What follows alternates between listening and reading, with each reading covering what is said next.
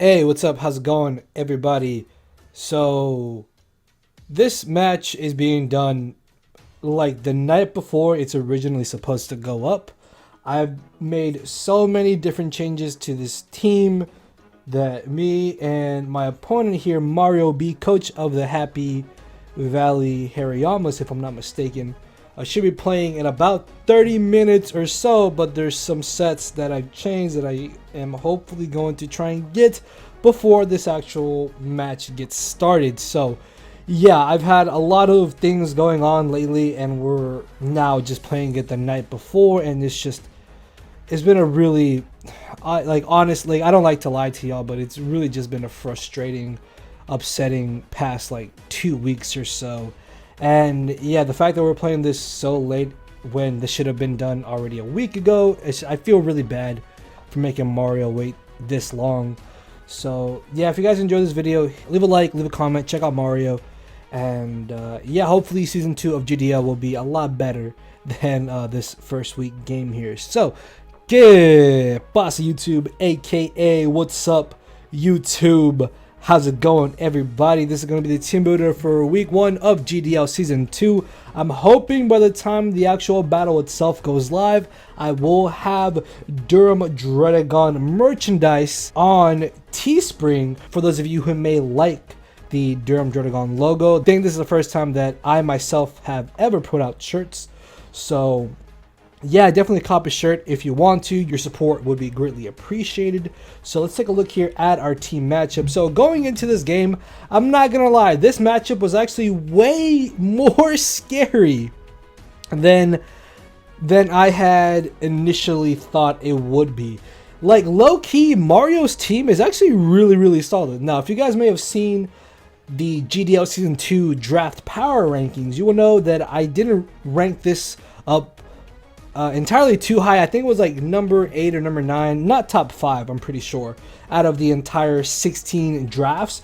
But when I sat here and started prepping for it, I realized that, oh my lord, Corviknight literally walls 2 of my most offensive threats in Mamoswine and Scolipede.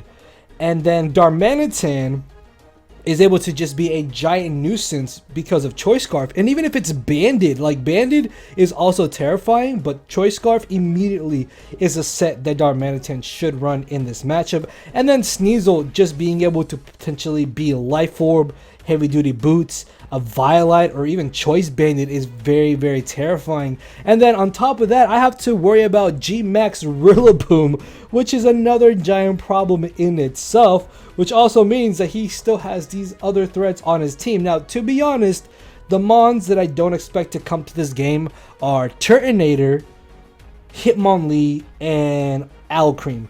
Alcreme basically gets shut down by my Caparaja and my Scolipede. Turtonator is not really a Pokemon, so I'm not concerned about it. Hitmonlee necessarily doesn't do anything in this game, although I thought that from my week 1 of BBR, and my opponent still brought Hitmonlee, so I guess it could come. But yeah, like Mudsdale and Galvantula are probably the 2 bottom mons that I should be prepping for. And then Galar Slowbro is a bit of an odd mon because, like, on paper it doesn't seem that bad, but if he doesn't bring it, it's really not that big of an issue either. So with that being said, let's take a look here at my first mon that I decided to bring to this match, which is obviously going to be our Gigantamax Caparaja, aka Shoji. This is definitely something I want to bring every single week for our season, because G-Max mons should be those mons that you should always want to bring regardless of your matchup. So I had initially had a more defensive set, but my boy Shekel King kind of talked me into having more of an offensive set, which realistically, like, this is still able to tank hits and do damage if necessary. And between Heavy Slam, Power Whip, and Heat Crash, we basically hit everything for neutral or super effective damage. Like, yeah, it would have been nice to maybe have like Earthquake to hit the Turtonator or the Slowbro. Oh, actually, yeah, we don't really hit Turtonator for super effective or neutral damage, but Turtonator is not coming. But you get what I'm trying to say. Like, we hit everything for good damage. Earthquake would have been nice over Stealth Rocks, but we still need a Stealth Rocker going into this game. So we should be able to always live at least 1 hit from basically everything or anything that our opponent Mario wants to bring. And then from there, in our G-Max form, we can hopefully get 1 KO, at best 2 KOs, but even then going 1 for 2 or 1 for 1 is still not necessarily the worst thing ever. So yeah, really hoping that Kappa here can put in a lot of work. Our next team member is going to be Naruto, aka Mew, and I went back and forth through so many sets on this Mew. I think I had like Double Dance with Agility and Nasty Plot. I had a very defensive Calm Mindset, and then ultimately my boy Shekel King mentioned that, hey, why not try Agility plus Weakness Policy, which honestly does not sound that bad because I can still be super fat while being able to double my speed and get those offensive and especially offensive boosted sets. So even though yes, I am an adamant nature with Thunderbolt, plus 2 Thunderbolt does so much damage to Corviknight, which my biggest issue going into this matchup was that I need to break through Corviknight and Jellicent. Once I get rid of one or the other, I'm going to be pretty much okay to go offensively wise. Now defensively, I still have to check certain things, but with this EV spread, we're able to outspeed every single one of his Scarfers, even a Scarf Galvantula, and then if we have our Weakness Policy procced at that point, then things are basically going to be dying. Like Zen Headbutt plus Thunderbolt hits everything for neutral or super effective damage, and then Leech Life is really only there for Sneasel and his G-Max Rillaboom, so we can do some good damage and gain back some pretty solid amount of HP. And we are mainly physically defensive because he does have some very scary physically offensive threats in Darmanitan, Sneasel, and Rillaboom. I'm pretty sure as long as Galvantula is not Specs, we should live 1 Bug Buzz, and then if he's Life Orb, I want to say it's on a roll, but a part of me really doesn't expect Galvantula, so I wasn't necessarily too concerned about it when I made this set. So moving on to our next team member here, we have Madara, aka Trevenant, Shiny Trevenant, by the way. And in my opinion, Trevenant actually has a really solid matchup going into this match. This is our main switch in to Mudsdale, as well as being able to have enough speed to outspeed non-speed Corviknight or Jellicent to be able to potentially burn them or knock them out between Poltergeist or Hornleech. We are Rest Natural Cure, so we can keep this very healthy. Unfortunately, Trevenant does not get access to Synthesis, which does kind of suck, but we are able to work around that, and then everything else is invested into our HP and our defense, so we can take hits from those physically offensive mons, and then it can also help to potentially deal with the Rillaboom. I don't think he would want to bring like sub setup G-Max Rillaboom. That would kind of be a bit of a waste. So there should be a chance that we can at least burn Rillaboom if it ultimately comes down to it. And then leftovers, I guess, could have been something else, but the HP recovery is still really nice. So our 4th team member here is going to be Sakura, aka Comfy. I had originally wanted this to be Calm Mind, but my boy Shekel King was like, why not have U-Turn?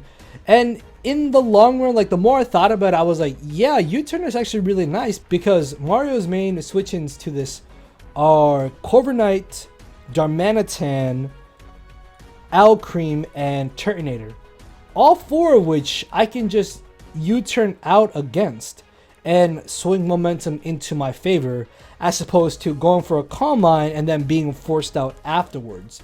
So that's why I initially changed Calm Mind to U-turn, because even though it would be nice to have this as a late game sweeper potentially, there's no guarantee that I'm going to get rid of Corviknight, Darmanitan, Alcreme, or Turtonator very early on or midway through this match. So at least having U-turn keeps momentum in my favor, and that is definitely something that my team will take advantage of. So yeah, enough defense to switch into Sneasel. Even if he's banded with Icicle Crash, we should be able to live 2 hits, and then from there we could go for Draining Kiss, go for Synthesis, maybe hoping for a miss, or potentially U-turn. I guess expecting him to want to switch out, but most likely either go for Draining Kiss or the Synthesis. So our next team member is going to be Kaguya, aka Shiny Cinderace, rocking heavy duty boots. Now I switched between a few sets on this Cinderace, and ultimately I decided on Sucker Punch and U-turn as my final 2 moves,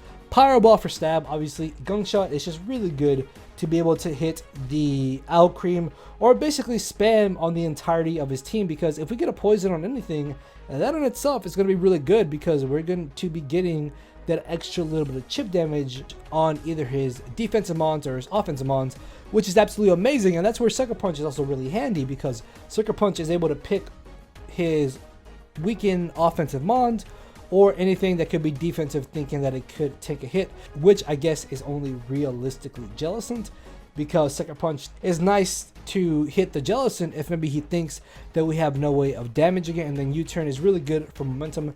Basically, I expect his Jellicent to be his main answer to my Cinderace, so if I expect Jellicent to come in, I just U-turn out against it.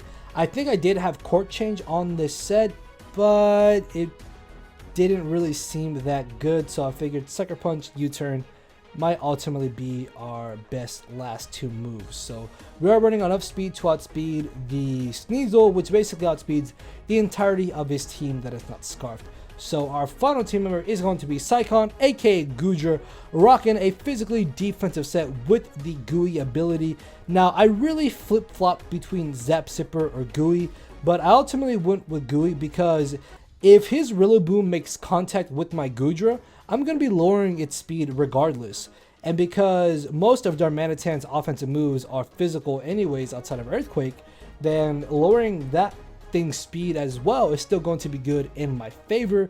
Dragon Pulse is nice for stab. Sludge Bomb is legitimately only there for Owl Cream, although I guess it does kind of help against the Jellicent. And then Thunder was legitimately like a very final last second addition over what was initially Fire Blast. But the nice thing about Thunder is that I can hit both Corviknight and Jellicent, which is his main defensive core if for some reason he doesn't bring Owl Cream, which again, I could see him not bringing the Owl Cream. So him relying on Corviknight and Jellicent makes a lot of sense. Although if he does have Galabro, that's a little bit annoying, but I can still paralyze that as well. But Thunder hits both Corviknight and Jellicent, and once I get rid of one of those two or severely weaken them to then get rid of them, that's going to be absolutely amazing. So yeah, that is going to be our squad here for week 1 of GDL season 2. And if you enjoy this, hit that thumbs up button down below. The match itself will be up tomorrow more than likely. Actually, no, well, week 1 game should be going up on the 20th of July.